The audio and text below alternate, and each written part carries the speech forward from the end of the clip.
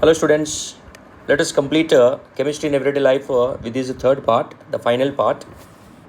In this, first let us discuss about chemicals in foods.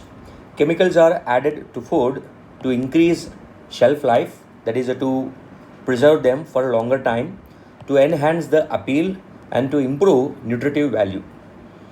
Here we are going to discuss two types of chemicals. One is artificial sweeteners and another one is preservatives. First, artificial sweetening agents. Natural sweeteners like sucrose will add to calorie intake and also a problem for the diabetic patients. Therefore, we should have a substitute of these natural sweeteners which will not contribute to any calorie intake and also will not be absorbed into the body, that diabetic patients will not be in trouble. Okay, so for that purpose there are some artificial sweeteners, like first one is orthosulfobenzamide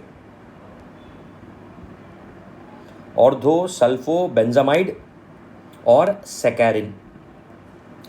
This sweetener is 550 times more sweeter than sucrose, and it is excreted through urine unabsorbed. You see, just when it is given with the food, added to the food, it will impart sweet taste to the food and we eat the food, and then the compound will as it is come out through urine, so there is no problem to the body.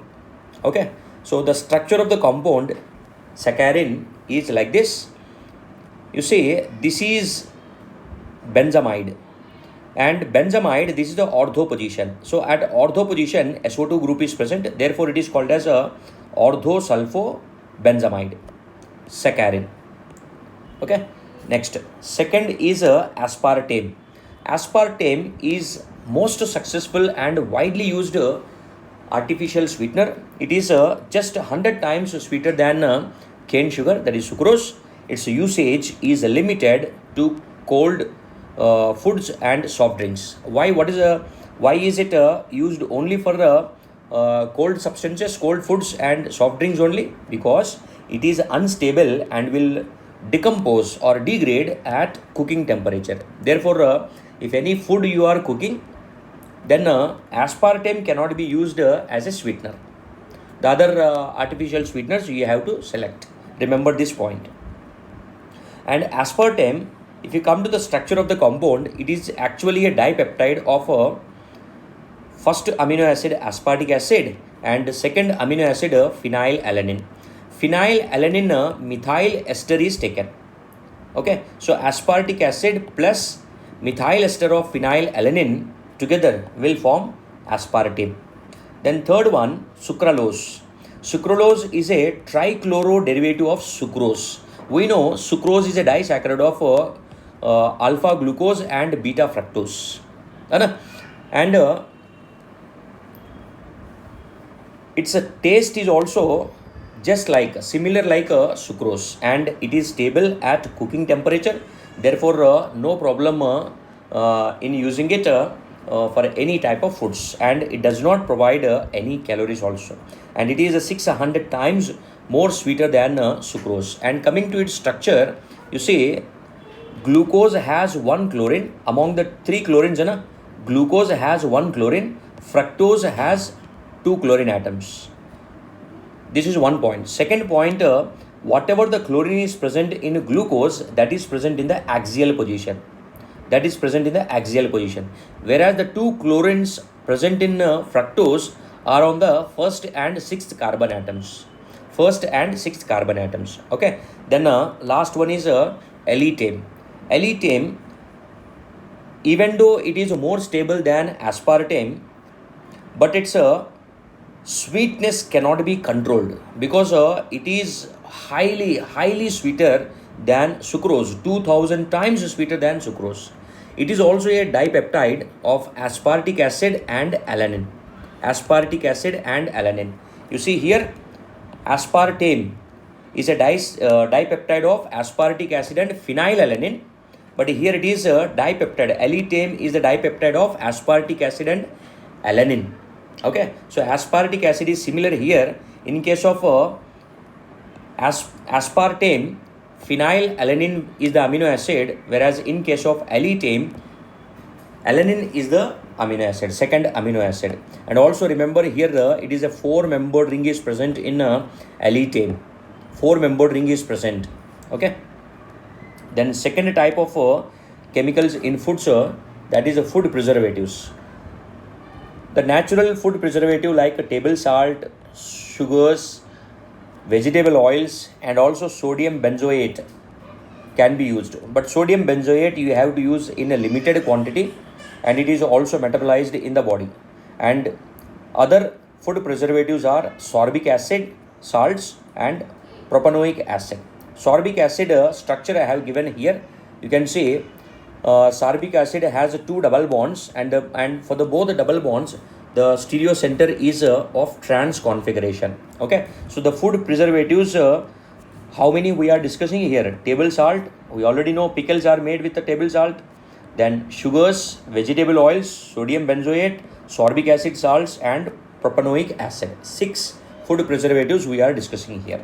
Then coming to the final type of chemicals in our everyday life, that is cleansing agents. Cleansing agents are of 2 types, soaps and detergents. These soaps and detergents improve cleansing ability of water. Normally, without using soap also you can clean the clothes, floor, etc. to some extent. But for better cleansing action of better cleansing, we use soaps and detergents. Okay, to remove oils, fats. Why? Because if we do not remove these oils and fats from the clothes or floors, etc., these oils and fats will attract dust particles and will adhere to them and will bind to the cloth or floor, etc. Okay, so soaps used for a cleaning purpose are sodium or potassium salts of long chain fatty acids. Long chain fatty acid. Fatty acid is a carboxylic acid. Long chain carboxylic acids. Like example, you see stearic acid. Its formula C17H35COOH. Palmatic acid. Its formula is C15H31COOH. And oleic acid. Its formula is C17H33COOH. Stearic acid and palmatic acid are saturated carboxylic acid. In the hydrocarbon part, there are no double bonds or triple bonds. Whereas oleic acid, the name itself is indicating, you see, olefins. We know, na? Olefins means alkenes. So oleic acid has a double bond. And that too, its configuration at this double bond is a cis configuration. Okay. So these are the fatty acids, long chain fatty acids, potassium or sodium salts, are the one which are used in the form of soaps. And preparation of soaps is called, the process of preparation of soaps is called a saponification reaction, and that is given here. You see, we have taken a glyceryl ester of fatty acids. These are the fatty acids, and we have taken glycerol. So glycerol is a trihydroxy compound. So this trihydroxy compound will be reacting with 3 moles of fatty acid. Then you will be getting a glyceryl ester of fatty acid. This is nothing but fat. Now this compound is treated with NaOH or KOH. You will be getting it is a basic hydrolysis of ester. Na? So here it will be broken, here all it will be broken, that this comes out as glycerol and this comes out as a sodium or potassium salt of fatty acid. This is nothing but soap.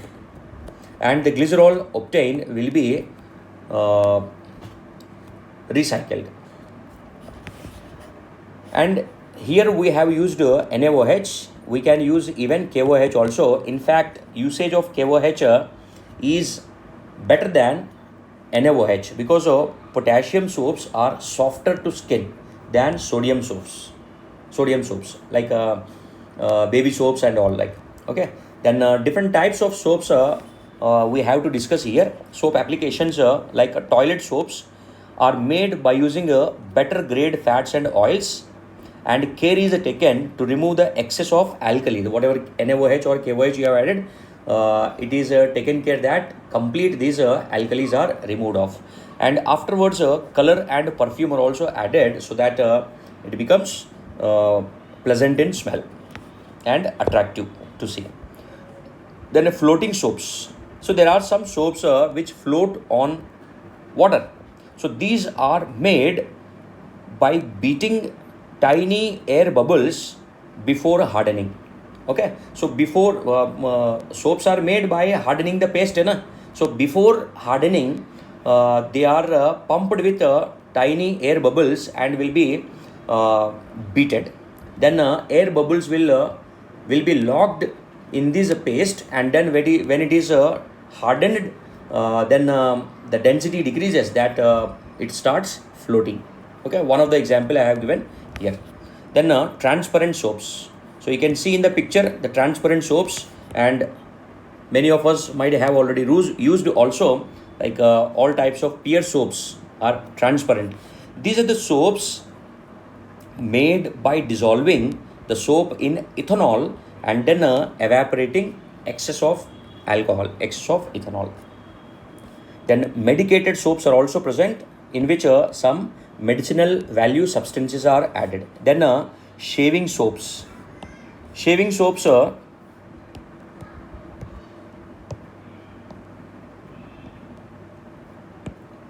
Shaving soaps contain glycerol and prevent rapid drying. If glycerol is present, then it will prevent drying, because we need time to shave. So if glycerol or glycerin is added, then the foam will stay for more time, that we can complete shaving neatly. And also remember here one point, a gum called rosin. Till now, there is no question asked on this point, rosin. So, can be expected also. So, a gum called rosin is added, which forms sodium rosinate and improves lather formation. Okay, foam or lather formation. Then laundry soaps. Laundry soaps have fillers like sodium rosinate, sodium silicate, borax, and sodium carbonate. Okay, then soap chips. These are soap chips used for different purposes. Even soap noodles are also present. Then these are soap granules. These are in different applications in using a soap. Then scoring soaps. Scoring soaps have soap and also a scoring agent that is abrasive. That is abrasive like powdered pumice or finely divided sand, and also builders like sodium carbonate and sodium phosphate. The soap will be mixed with a abrasive agent. Okay, so that when we are using this soap, like a little like polishing also it will do. Then soaps do not work in hard water. Soaps do not work in hard water. Why? What is the reason why soaps do not work in hard water? Because hard water has calcium and magnesium salts, so these calcium and magnesium ions present in hard water form an insoluble soap which precipitates in the form of scum. Like you see the example we have taken, sodium stearate on adding to the hard water which has calcium 2 plus ions. So Na plus ions will be replaced by calcium 2 plus ions and forms its stearate salt, that is a insoluble calcium stearate soap, and this comes out as a white precipitate or as a layer. You also might have observed when sometimes when soap or detergent is added to some type of water. Okay, mainly because of hardness, that layer can be formed, and this scum will adhere to the cloth fiber as a gummy mass and hinder good washing also. That means the extent of washing will be drastically decreased because of this scum formation, insoluble soap formation. Okay, and this is only responsible for dry hair when hard water is used for head bath. You might have observed when you go to some places, like pilgrim places or some picnic places or any vacation we go, and in that hotels or pilgrim places, sometimes water will not be good, and you immediately feel the difference in your hair, the dryness in your hair. Okay, that is because of the hard water. And dye does not adsorb to cloth evenly when washed with hard water, so that is also one problem. Then coming to second type, that is synthetic detergents. Synthetic detergents are cleansing agents with all soap properties but without soap. They will not have soap. Soap is sodium or potassium salts of fatty acids. These detergents will not have a sodium or potassium salts of fatty acids. They will have some other compounds but will do the similar properties. Okay, similar functions. These can be used in both soft and hard water. This is the advantage of detergents. Okay, synthetic detergents.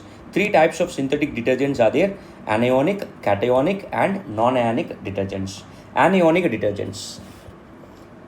Sodium salts of sulfonated long chain alcohols or hydrocarbons are anionic detergents. Sodium salts of sulfonated long chain alcohols, like you say lauryl alcohol, CH3, CH2 taken 10 times CH2OH, alcohol it is. And now this alcohol is treated with sulfuric acid. You will get a lauryl hydrogen sulfate, which has an acidic hydrogen. And now this acidic hydrogen will react with NaOH and forms a salt called sodium lauryl sulfate. And it has two parts. You see, this is the hydrocarbon part, non-polar part. You can call it as a hydrophobic or lipophilic, and this is a polar part, hydrophilic or lipophobic. Okay, then dodecyl benzene, on reaction with sulfuric acid, sulfonation will happen at a para position of benzene and forms a dodecyl benzene sulfonic acid. And this on reaction with NaOH, the acidic hydrogen will react and forms a sodium dodecyl benzene sulfonate. This also will be used as anionic detergent. You can see the anion here. See, this is the anion. The major one will be the anion in anionic detergents. The major part will be the anion. Got it? The cationic part will be some Na plus or K plus. Okay. Anionic detergents are mainly used in household purposes and also in toothpaste. Then cationic detergents. These are quaternary ammonium salts of acetates, chlorides, and bromides. And these also have germicidal properties. Example, cetyl trimethyl ammonium bromide. Cetyl trimethyl ammonium bromide. So this is the main part of this detergent, cetyl group, which is a cationic part. Therefore, it is cationic reagent. Cetyl trimethyl ammonium bromide. It is used in hair conditioners. And then non-ionic detergents, there will be no ions here. Liquid dishwashings are there, like a Vim gel, etc. So these will be having this non-ionic detergents. Okay. And example, you see, stearic acid is reacted with polyethylene glycol. So carboxylic acid and alcohol, there will be esterification happening to form a non-ionic detergent. Okay. Detergents with unbranched hydrocarbon. So if the detergent is having, I have told you that this is a anion with a hydrocarbon part, and there will be a cation, Na plus or K plus, or this will be the hydrocarbon part with a cation and anion will be there, like chloride, bromide, or acetate. Just we have seen in cationic detergents. So when the detergent is having this hydrocarbon part is there, if this hydrocarbon part is a long chain unbranched hydrocarbon part, it becomes easy for the bacteria to degrade such type of detergents when they are coming into water. Because once we use, suppose clothes are washed at our home, and then water will be drained. This water through drainage system will reach the will reach the canals, ponds, etc. And If the hydrocarbon part of these detergents is unbranched, straight chain, then a bacteria can degrade these detergents so that there will be no harm to the atmosphere. But if it is branched, then degradation will become difficult. Therefore, the detergent will stay for more time in atmosphere, which will cause pollution. Okay, so biodegradable detergents, these are the detergents with unbranched straight chain hydrocarbons like a sodium lauryl sulfate. And then non-biodegradable detergents, already I have told you, non-biodegradable detergents will be having branched hydrocarbons like a sodium 41357 tetramethyl octyl. These are the branches. The 4 methyl groups are the branches in this octyl hydrocarbon chain. Okay, so this is a non-biodegradable detergent. So one point I have to clear here. With this NCERT part, NCERT level discussion is over, and some points, extra points I am going to discuss in these 2-3 pages. So if anybody is purely preparing for board exams or JEE Main and NEET, then you can stop the video. Or else if you want to get extra information, extra knowledge, extra grip on the chapter, then you can proceed with these 2-3 pages also. But remember, these are the points which were asked in different competitive exams. Collectively I have taken here. First, estrogen. Estrogen and progesterone both are female hormones. Estrogen hormone will help in the development and maintenance of a reproductive system and female characteristics. Progesterone hormone, if its levels are changed, then it makes an effect on menstrual periods and also menopause symptoms. Menopause means stopping of menstrual cycles. It supports pregnancy and reduces gynecological disorders. That means the levels of these hormones should be adequately maintained in the body.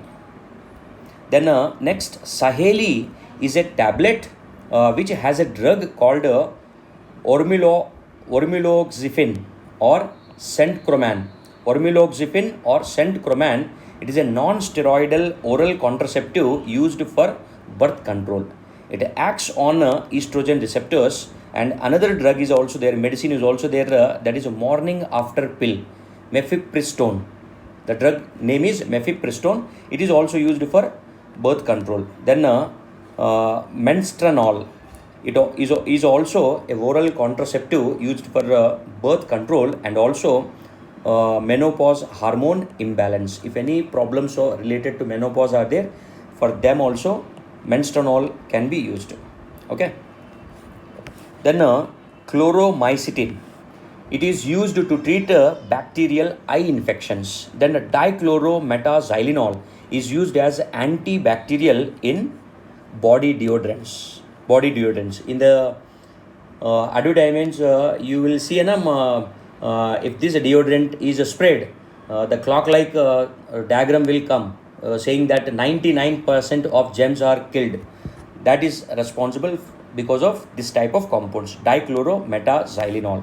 Then sandalwood oil and benzoin are used as fixatives in perfumes. What these sandalwood oil and benzoin will do in perfumes is they act as fixatives. What are fixatives means? What is the function of fixatives is they make the vapor pressure of pressures equal, and thus the volatilities of the raw materials in perfumes also will become equal, so that the raw materials both together will come at prescribed quantities when we spray the perfumes. Then borax stabilizes the emulsions in cold creams. Boric acid is used in a talcum powder as an antiseptic. Omeprazole and lansoprazole are also used as antacids. Phenylbutazone, it is a non-alkaloid, non-steroidal anti-inflammatory drug used to treat pain and fever in animals, phenylbutazone. Then diuretics is a very important class of drugs. These promote secretion of urine by increasing water content and salt expulsion from body. What happens when you use these drugs? They will make the person to urinate more frequently. Why is this? What is the need of this? Is whenever there is a hypertension means increased in bp na? So the salt content in the body has to be decreased. So when these medicines are taken, then the salt from the body will be shifted into water and will be pumped out in the form of urine, so that we can control blood pressure. Then streptomycin is used to treat many of the bacterial infections, including one of the important bacterial disease, that is the tuberculosis, caused by Mycobacterium tuberculosis. So this is about chemistry in everyday life. Thank you.